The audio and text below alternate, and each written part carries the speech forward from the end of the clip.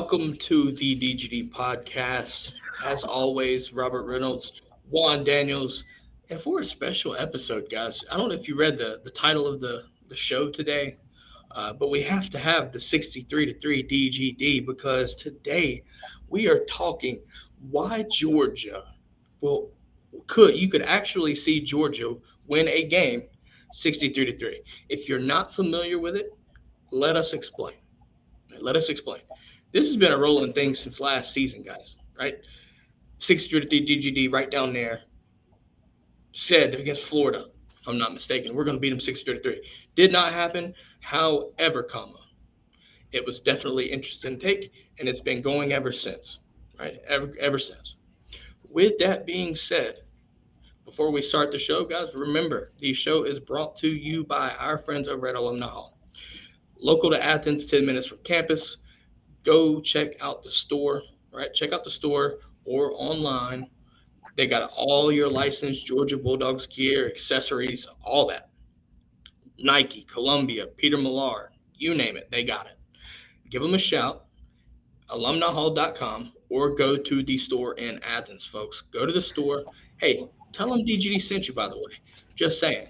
Juan sent you there too, right? And speaking of Juan, also keep in mind, Juan will be in store live this upcoming Monday. This upcoming Monday doing the show. Stop by, say what's up, check out the store, get you something, and maybe even ask a question or two, and it might be on the show. Just gonna leave it there. Right, just gonna leave it there for you. I'm looking forward to it. Juan, I'm pretty sure you're looking forward to it. Should be pretty interesting, right? Should be pretty interesting. Ought to be awesome. Absolutely. So this is where you get an opportunity to get your gear into so you can black out the bands. We're blacking out the bands. Absolutely. Also our Spike Squad, right? The Spike Squad. We're partnering with the Spike Squad, black out the bins. Also, if you're on social media, you see every single day the countdown to kickoff with the black out the bins. Make sure you wear black on September 3rd, whether you're at the bins, whether you're at home, at a tailgate, wherever. Wear black. Spike Squad's asking for it. Do them a favor, wear black, whether you're home or at the bins. That's all I'm going to say. And make sure you get it from Alumni Hall too, by the way. It's just good right there. Anyways, the hot topic of the day, gentlemen. The hot topic of the day. Why Georgia is going to win a game 63-3 this season. None other than that. How about this? Let's let the 63-3 DGD start this thing off. Why will UGA win a game 63-3? This Juan Daniels jersey making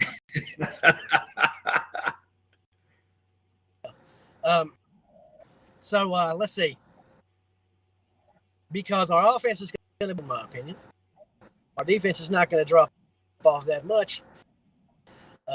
Because as brigade, you guys know too, Kirby rotates. So all those guys that didn't get drafted, they got playing time last year, they're still going to be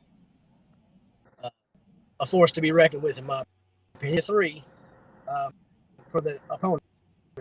And for us, I mean, with Eric Bowers, we got McConkey, just what we're bringing in, the run game, things. I think there's a couple scenarios where we could see a 63-3. See it against Samford. I think we could see it against Kent State, something like that. And I think we could see it against Georgia Tech. Above and beyond all that, I'm always going to call it for Florida because it's freaking Florida and they're garbage. Hashtag Gator garbage. Gator garbage. What was that, 63? I said hashtag make one laugh. Already got him giggling. Oh, so you said make Yes, one laugh. indeed. All right, so we're going to do something real fast, gentlemen. Juan, this is news to you. We have officially launched. We're going to launch our exclusive campaign for the Make One Laugh Again campaign. So tune in and listen and watch. Juan Daniels, really great guy, really great. Listen, make Juan laugh again. Right? If you don't do it, you're wrong. As I caught Juan off guard. Juan, even 60. Uh-oh, we lost him. Uh-oh, we lost him. Juan will be back. He's Juan will laughing be too back. hard. Oh, so apparently he's laughing too hard. Okay, fair enough. Fair enough. We'll wait for Juan to come back in the meantime. So, Patrick, so you're saying that you could see Samford, you could see Kent State, even Georgia Tech, perhaps, right? With that being said, if you had to choose one, which would it be? If you had to make your prediction for one, what would it be? I'd say Kent State. So Kent State. Fair enough. I think Kent State would be a good pick as well. I just think that Samford is too good of a program to only throw up 3 points. Now, I don't see them scoring 10, 15, or anything like that, but I think they can get maybe 7 or 6, right? Just being hypothetical. They're too good to, let that happen per se. The Kent State game, I think, is very telling, right? I think that's the one game, in my opinion, that you'll see that. But, when you talk about Georgia Tech, think about what Georgia Tech had last year and what they lost this year. Right? Jahmyr Gibbs is arguably their best player, and now he's gone. He's gone now. It could get ugly for Jeff Collins, especially at the end of the season. If things aren't going their way, team could give up. Not saying they are or will, but you could see that. And then from there, right, who knows what could happen? Georgia could be riding high into the off season. But I just don't see Georgia Tech because even with our depth, I don't think Kirby would drop 63 on Georgia Tech like that. I think I would love to see it, but I just don't see that. 45-0 last year, right? Yeah, I mean, completely agree. I mean, like I said, Georgia Tech might not even score another point again this year. In all honesty, they might not score another point.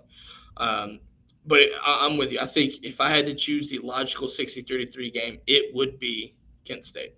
I just think that would be the case. Now, with that being said, let's talk a little bit more about why we think the 60-33 game could take place. Let's start on defense, right? I think the main topic of the offseason for Georgia has been what we lost, right? Georgia's not going to be the same. Why don't I'm gonna let you start. Why should Georgia fans not be worried about what we lost? First of all, in looking at what we lost some very, very key players. They're going to make an impact in the NFL. When you take Nakobe Dean, Jordan Davis, just kind of guys out of the lineup, that is going to leave a bit of a hole. But arguably the best player on that defense is still there. And plus Ringo is still there. Plus Nolan Smith. Plus we've added some more weapons. I think the defense, sure, it will take some, not going to take a drastic step in any way back. I mean, my thoughts on this is, from a defensive standpoint, yes, you lose all 3 of your linebackers. Yes, you lose Jordan Davis. You lose Devontae Wyatt, right? I get that. But in my opinion, the best lineman was a backup. Right. And now he's about to be a starter. Not only that, right? I do understand that you're going to have interest. It's going to be interesting, I should say, to see what comes up, right, with the production standpoint of how to replace Jordan Davis, because you just don't find a 6'6", 350-pound human being and lose him and then expect to be the same. So, you're looking at guys like Tramel Walthour, Zion Logue. I think Zion Logue is going to have a really good season this year. But you're going to look at guys like Jalen Carter and Zion Logue, Tramel Walthour, right? All these guys. And honestly, I think that is going to be the key there to see what happens as we welcome Mr. Daniels back. Hey, what's going on? Sorry about that, y'all. Welcome for Hooray, technical difficulties. So, Juan, what we were talking about in the meantime was, I made a prediction saying that Kent State would be the game that Georgia scores 63-3. That's the game. Which game would you choose for this 63-3 game to take place? And I'll let you even go further by explaining why you think it would be that way.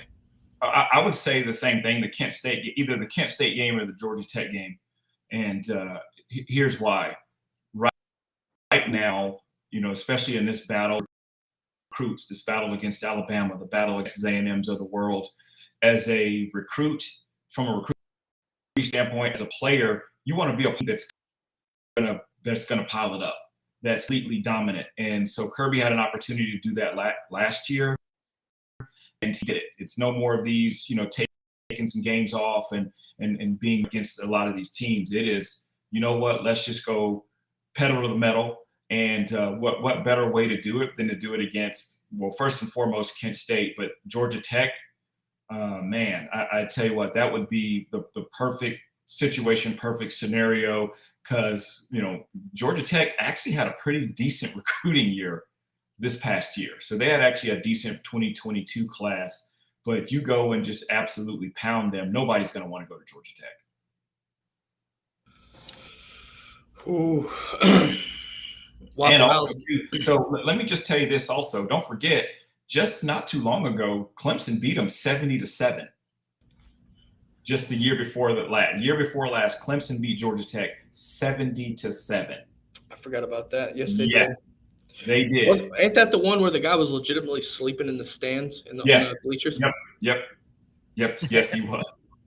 Yes, he was. So I agree with Patrick on that, with Georgia Tech being one. And then all of a sudden, also too, don't forget about Gator Garbage. That's going to be the team that you really, really want to just absolutely obliterate. And Billy Napier, just kind of welcome him in with a great, nice little 63-3. That'd be perfect.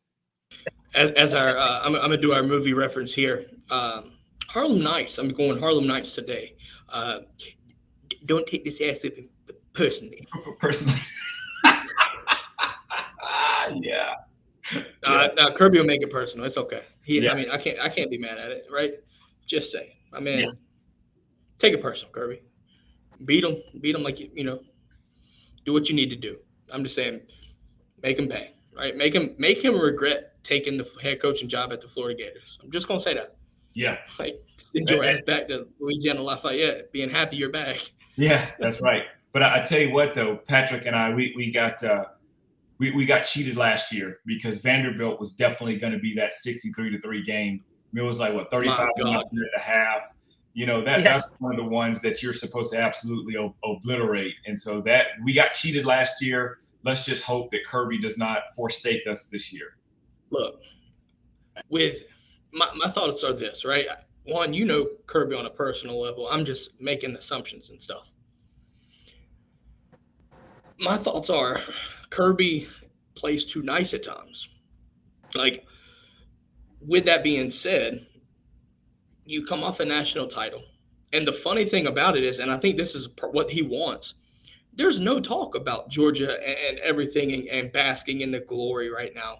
There's so much off the field drama, and there's more pessimism and doubt in Georgia than there is optimism for what we just did. It's like you're not getting really any credit. I mean, you get credit, but not like you would think, right? In the past, you've seen all these other teams just think about LSU, right? LSU, when they won the national title, the media could not stop talking about them for weeks and weeks and weeks. Dude, Josh Pate literally last night was talking about where is the Georgia love? And then he obviously goes into explain the things that I just said, right? You hear the Saban Jimbo drama, right? You hear all that, right? Their conference realignment. Georgia's on the back burner as a national champion, but they're still ranked. They're expected to finish in the top 3, right? So you expect Georgia to be in the playoffs. Why are we not getting talked about enough, right? We don't have the glamour. So you look at the LSU team, they had Joe Burrow, cool Joe, smoking cigars afterwards. You had those great wide receivers, Jamar Chase, Jordan Jefferson. You had Clyde, Edwards-Helaire. These guys are going off to the NFL. You look at the Alabamas, the Mac Jones, the Tuas. Those are glamorous. Those are what they want to do. They want to showcase that. We are blue-collar guys. Stetson Bennett's not going to be your star. We didn't have a star running back. Even though we had Zeus, he was not considered a star running back.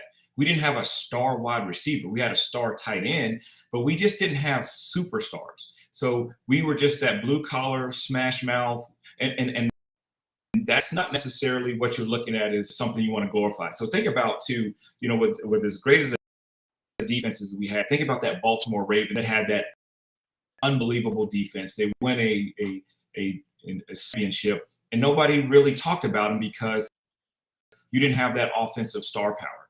So when you're looking at these national championships and you're looking at teams they're looking at star power. So think about it. You're looking at these top quarterbacks. You got Bryce Young, you've got CJ Stroud, you've got all these guys. Nowhere is Stetson Bennett. And he's probably the most efficient quarterback that you're going to have. He's going to be one of those guys that you want to team, but he's not flashy enough. Georgia is not flashy enough. So when we go and repeat and have a second national championship, you're not going to have a choice but to. See, my thing is, I understand why media folks want to do this, right? Because it drives clicks. But when you have Stetson as the 10th quarterback, you talk about the efficiency, right? Like you're looking at guys like Will Levis, Hendon Hooker, right? Obviously Bryce. I understand Bryce. I get it. You're looking at a guy like Jackson Dart that comes into Ole Miss, hasn't played a snap at Ole Miss, and is based off of a type career so far at USC to be better. What that tells me is you're just betting off of athleticism and just everything else. What I see on the field last year, yeah, like Rattler's the best quarterback they've seen in quite some time, outside of maybe Connor Shaw or Steven Garcia. But what I'm trying to say is this. We have to understand the context that Spencer Rattler basically lost his job at Oklahoma, and you're expecting him to come to South Carolina with less weapons and produce in a harder conference. Not saying it's impossible. I'm not, because we know that changes of scenery can be huge for people. I'm not going to lie. But there's a lot of expectations there, right? And now you have to, deliver in a harder conference, things like that. So with that being said, I'm looking at it in a sense of not saying that I understand they're looking from a talent perspective, but when I look at production, why is Stetson Bennett not top 3? I mean, Hendon Hooker with the stats, I get it, right? Like he's a good fit for that offensive with Heupel. I'm just saying, why is he not in the upper half at least, right? Yeah. If you're going off production, because think about this, and I'm going to go back and with a Saved by the Bell. They're looking at for the Zach Slaters, the Zach Morris, and the AC Slater, and you look at Stetson Bennett.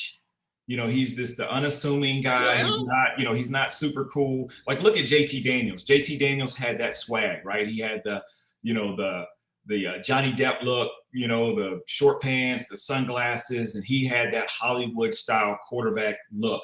I'll promise you this: if JT Daniels was the quarterback when we won that national championship, we would have a lot more hype. It would have been a lot more glorified. It would have been a lot flashier. But because it was Stetson Bennett, that just was not the case.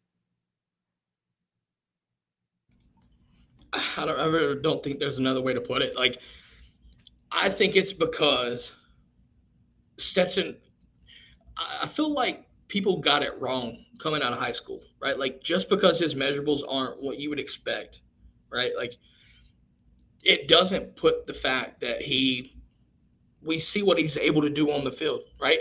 Going back all the way to the Rose Bowl prep, that's when people started really making a name out of Stetson, is really understanding it, right? You look at all those guys on that Rose Bowl winning team, right, that played in the National and everything like that. They will give him heaps and heaps of praise because they prepped for Baker. He was their Baker Mayfield in practice, and he did it so well that we ended up winning the game.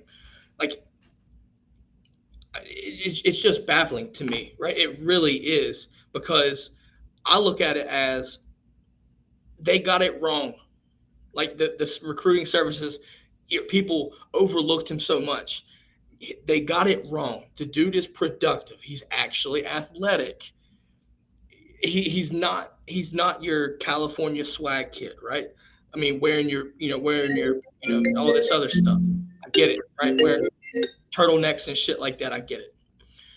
But my man on the field wins ball games. That's and I feel like he's proven so many people wrong that they don't want to give him any more spotlight, because then it just brings out the fact that, hey, we were wrong about this guy. Yeah. In my opinion. Look, you had a lot of Georgia fans that were upset that JT Daniels did not get to play. And yet you have a guy that's been efficient. He's leading the team down the field. He's doing the right things. And again, he's very athletic, has a lot of mobility, got himself out of a lot of situations, a lot of jams, made some great runs, made some great throws off of scrambles. And yet you still had people that were crying that JT Daniels was not in there. And I think from a bittersweet standpoint, I mean, they wanted to look at that SEC championship loss as, hey, this is because we have Stetson Bennett, not JT Daniels. You go to the national championship and everybody was still just kind of on edge. And it's like we win the national championship, but then you still are sitting there with your arms crossed, like just kind of upset about, That is what baffles me. That's what baffles me. Yep. This is why I feel like our fan base is the most entitled fan base at times. I'm not singling out anyone in specific. I'm not saying everyone, but there is a good chunk of our fan base that are way too entitled. Way too entitled. You're not happy after winning a national championship, first time in 41 years. You're not happy because the right quarterback didn't win you a national title. Do you see how shitty that sounds, Juan? Yeah. Like, you're wanting to focus on quarterback. That quarterback, it makes it more interesting when you have a former walk-on quarterback win you a national title. Not this prestige 5-star that comes in with the expectations of winning you a national, by the way. Not when a former walk-on turned JUCO comes on scholarship and shows everybody without any practice reps in the offseason, by the way, comes in, leads your team to a national championship. And I'll tell you what, anybody that wants to throw up this, well, the defense won this championship. Guess what? N'Kobe Dean didn't throw that fucking touchdown pass to Brock Bowers. Did he? No. A.D. Mitchell. So we're just going to say Jordan Davis threw that touchdown pass too? No. Guess what? Somebody had to make the plays on offense. And guess who that man was? Who distributed the ball to Brock Bowers and A.D. Mitchell? Who handed the ball off to Zeus, James Cook, Kendi McIntosh, and Kendall Milton? Stetson motherfucking Bennett. That's who. The mailman. He delivered, and yet you're still sitting there. You're entitled because it's not the right person that you wanted. Well, here's come on, guys. Here's what you really have to look at, right? And this just kind of shows you kind of who you are. You have a guy, JT Daniels, who transferred from USC to Georgia. And for whatever reason, he did not get back into the game. And, was Georgia his first choice? It wasn't. USC was, right? You've got a guy, Stetson Bennett, who loves Georgia. He walked on at Georgia, left, went to JUCO, could have gone anywhere and probably walked on again or had an opportunity. And where did he choose to be? He chose to be at Georgia. He dealt with so much scrutiny, so much hatred last year. And guess what? He's still here because he loves Georgia more than he loves, the fact that you've got people that don't care for him being our quarterback. And that is just amazing to me. When you've got a guy who loves this university, that's the guy that you want. Not some flashy guy that's maybe looking to be in the portal. You got JT Daniels again. He's not getting his way. Something's going on. He's not a Georgia guy. George, he does not bleed red and black. Stetson Bennett truly bleeds red and black. Just look at his journey. Yep. That's all you can say is yeah. I mean, trying to keep it simple, right? It just still baffles me, man. It really does. I don't understand this hate for Stetson Bennett because he showed you efficiency without any preparation. So now you've got preparation. What do you? I mean, my expectations are getting higher, right? Yeah. I'm not going to say that you're not going to have to necessarily rely on the defense as much as you did last year. You can't do that, in my opinion. But I expect that decrease in production from the defense that you might lose to be upped or evened out by the offensive efficiency going up, right? And tying it back in, that is why I think you can see a 60-33 game genuinely happen because you have Stetson Bennett playing efficient and with our weapons, right? You've got 4 tight ends. Good luck guarding them. You've got A.D. Mitchell outside. You've got, guys like, Kieris Jackson. You've got Lad McConkey. You've got, excuse me, you've got all these names, all of them. Backside of the backfield. I mean, And they've got weapons all over. Yeah. So I'm telling you, it's coming. It really is coming, okay? Georgia will win a game by 60 points. Let's just be honest. I think you see that. Now, I think it'll be interesting, Juan. Obviously, if you look at the schedule, you have you start off with Oregon, then you go Samford. Listen, the reason why I'm not saying Samford's going to be this right here, and I understand what they did last year to Florida, and I loved it. They're not going to do that to us, in my opinion. Right. But I still respect them enough to think that won't happen. I don't see us beating them by 60 points. So then obviously you got South Carolina and Willie B. That's going to be interesting because it's going to be hot in Columbia at noon. That's going to be rough. But then you can sit there. At least a little bit better production at quarterback. They had some great receivers last year. They just didn't have a quarterback the ball to them, and obviously they didn't have a great line. So that made life difficult for them. But I'll be interested to see how well Spencer Rattler does this upcoming year.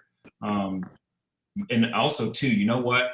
I wouldn't be surprised if Kirby comes out and does a 63-3 on Samford just to make a statement.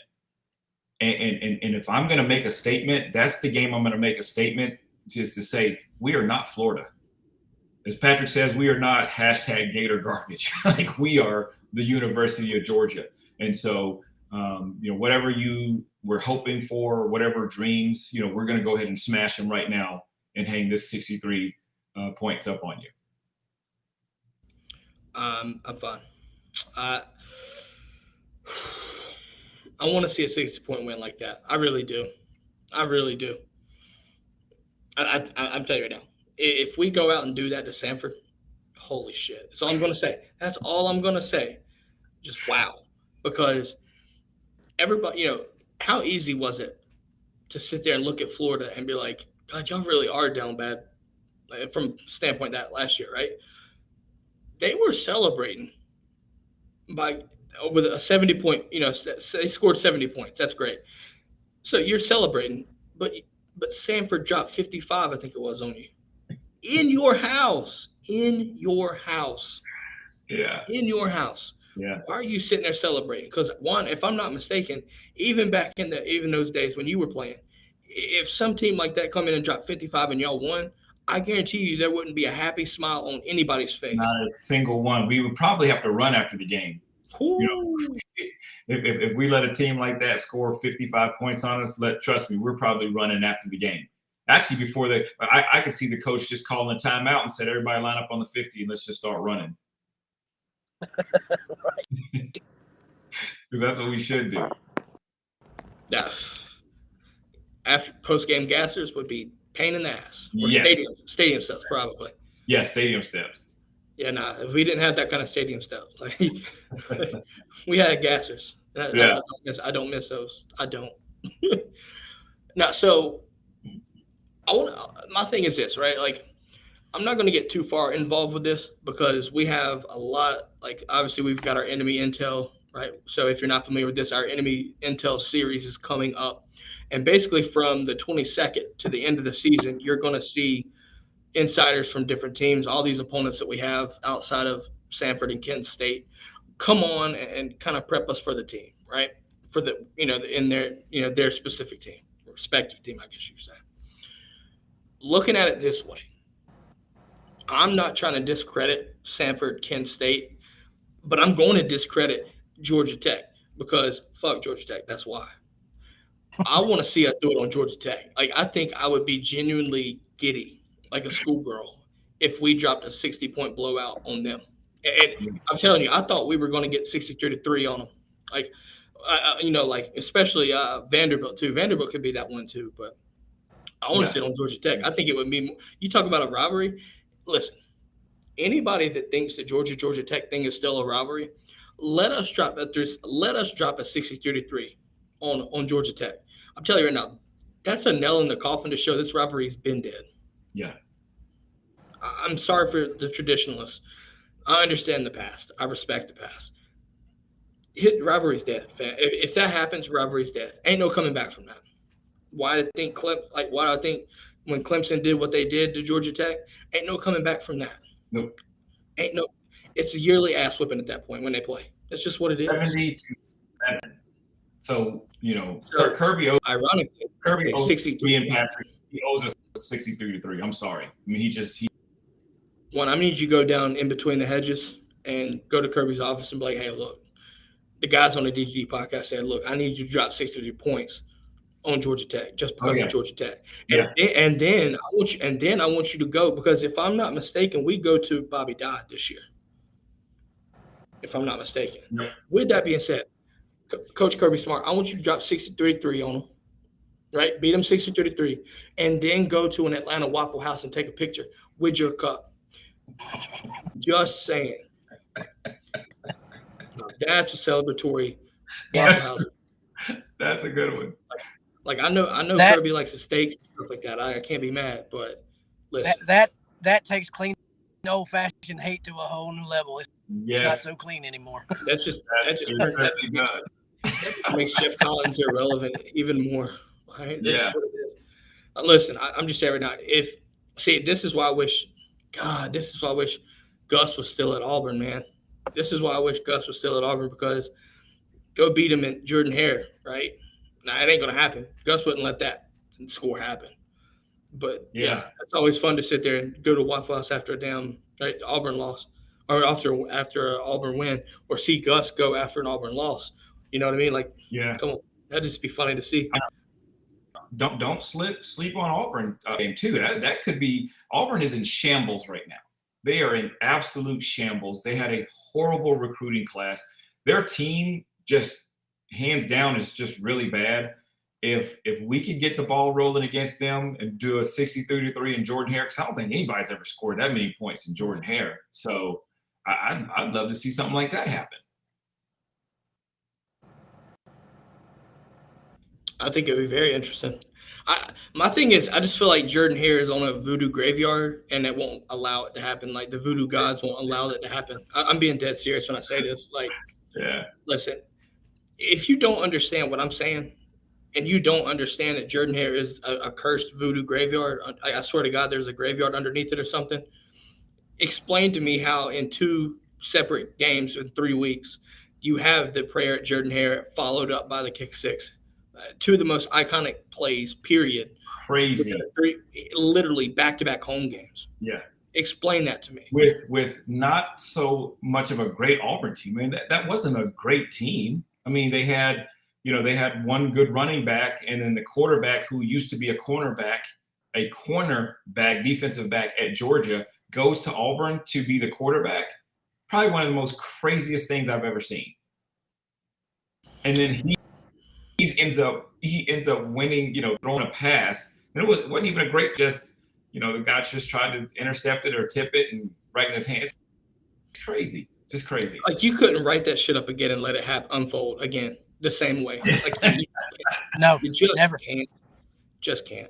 Like I'll tell you what though, since we talking about iconic plays, I'm gonna go back because fuck the Gators. This is why.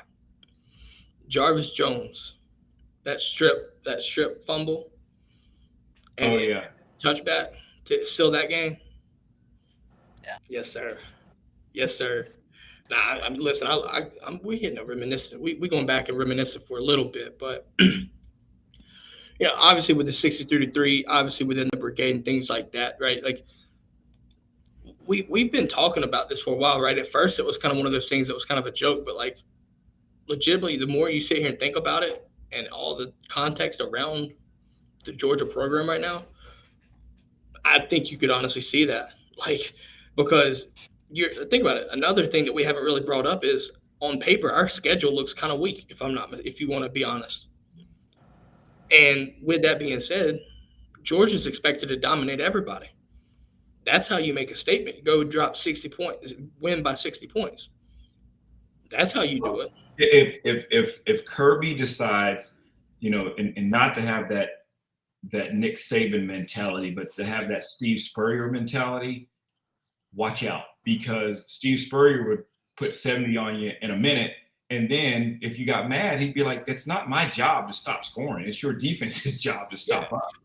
See, that's the thing. Like this whole, I don't even know how to explain it. It's like an unwritten rule that people want to sit there and thump at you, but you shouldn't be scoring that much. You Yeah. shouldn't be sitting there having that poor ass defense on the field. That's your problem, not mine. And I'm that was play a damn game. I came here think to play a Mark game. Richt's problem. Mark Richt was a gentleman's coach. He was a gentleman, and he would not run it up and he would not do these different things. But it had he run the score up like he could, those second, third guys are getting all this experience. And again, you're never having to rebuild. You're just reloading, and you're having you're having second, third string guys playing against first string tough opponents. And when everybody is just going, and that's what Alabama's done year after year after year. Because when they got that first national championship, 2000, who made the plays? They were all freshmen. They were all freshmen. Tua was a freshman. Waddle was a freshman. Judy was a freshman. Devontae Smith. Yeah. Devontae Smith was a freshman. But guess what? They were beating teams so bad throughout the year that they were able to go in there and play more and more and more and more. So once Kirby gets that type of mentality, which I think he showed a lot of flashes of it last year, I'm going to tell you what, hopefully 63-3 will be something that's common that we should expect out of the Georgia to strike fear to the point to where, again, you don't want to see them on your schedule. You don't even want to have to deal with them. Right. Who's playing against Georgia in the national championship.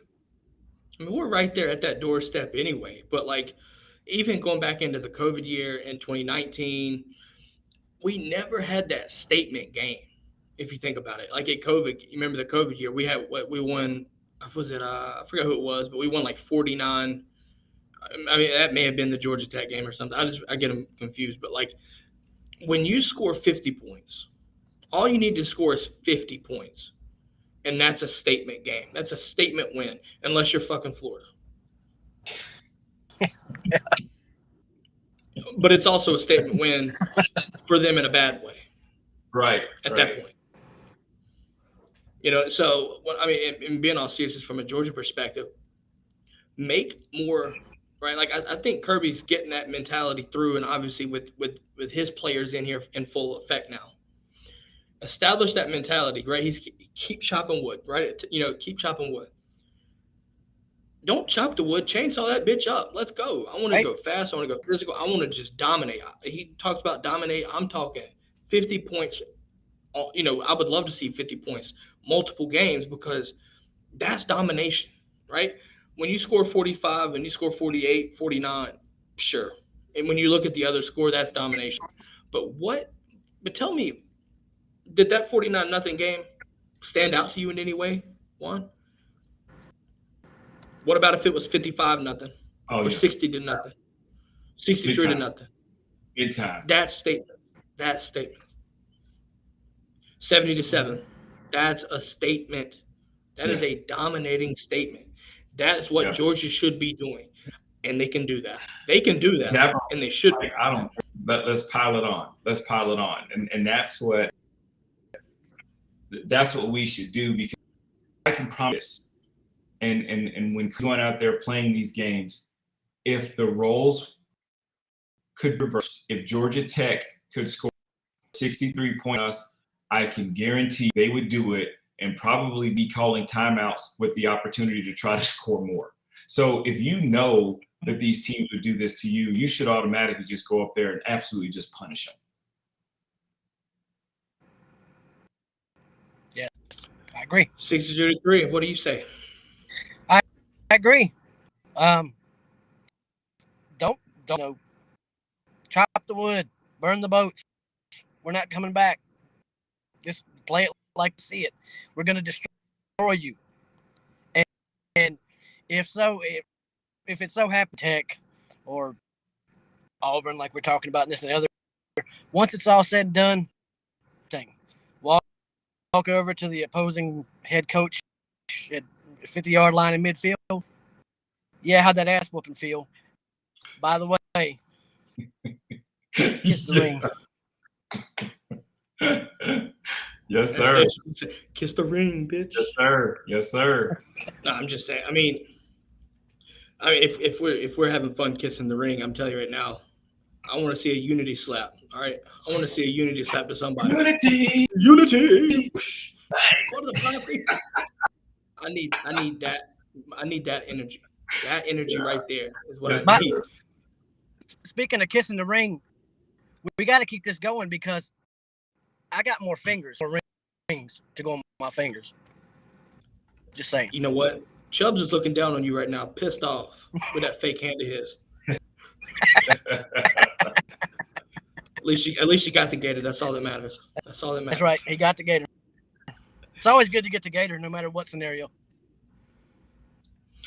I mean, as Bishop says, #kiss the ring. Yes, absolutely. We're gonna make it a thing. We're gonna make it a thing. Listen, I'm telling you right now. I'm gonna say it. I already said it once. I'm gonna say it again. This is a public service announcement.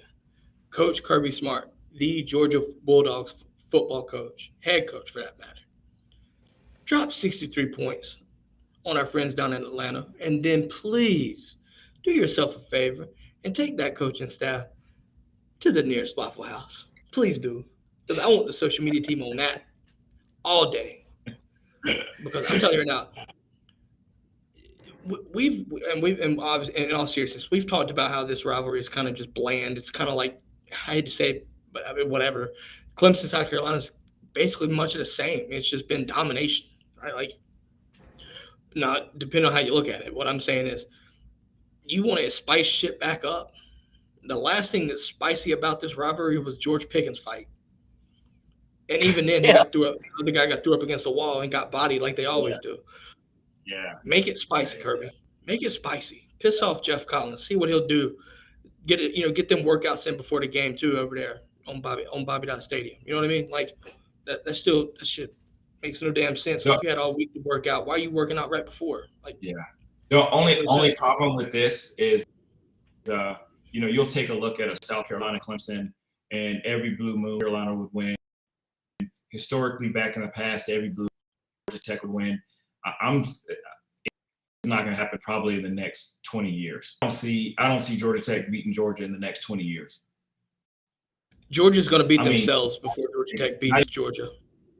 Yeah, not even a slip up, not even a game overtime. It is going to be complete domination.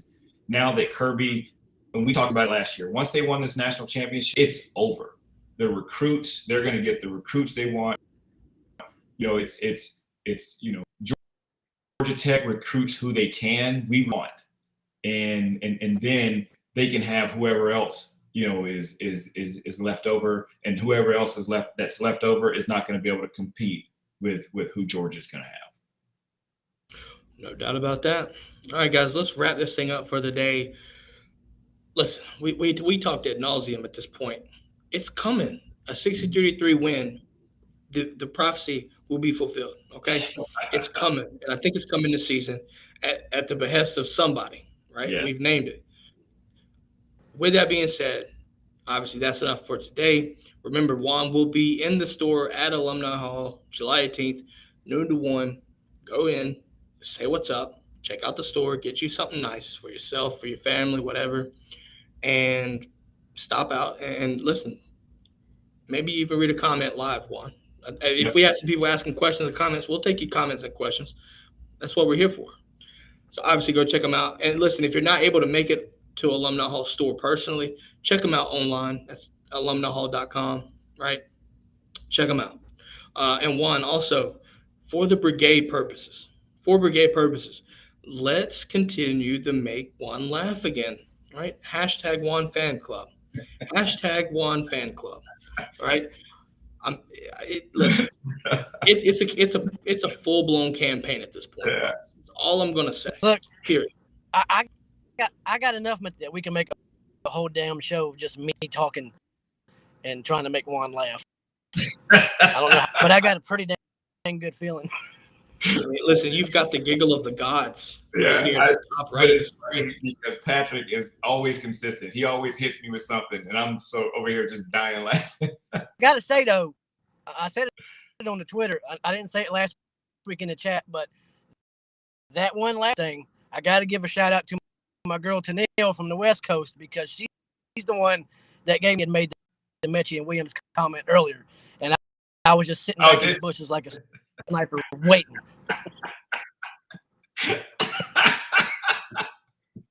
That was on time. That was hands down the best one yet. Nah, you know what though? What really brought up the 63 to 3 situation back up? Tell us about your story. Tell us about your story. Oh, the golf story.